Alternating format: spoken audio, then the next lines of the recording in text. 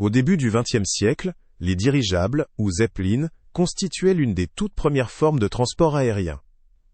Utilisés entre autres par l'Allemagne, la France et les États-Unis, ces aéronefs étaient essentiels bien avant l'essor des avions modernes.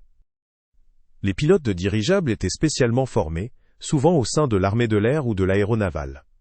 Leur formation incluait la navigation, la météorologie et la gestion des moteurs à combustion interne, utilisés sur les modèles tels que le LZ-127 Graf Zeppelin.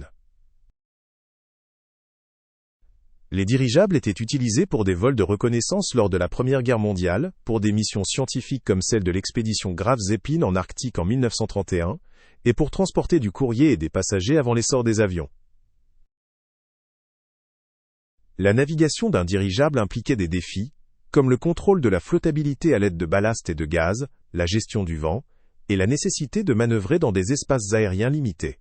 Les conditions météorologiques extrêmes pouvaient entraîner des risques importants d'incendie ou de perte de contrôle.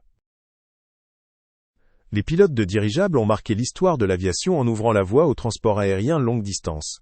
Leur expertise a contribué au progrès des sciences aéronautiques. Merci d'avoir suivi cette vidéo.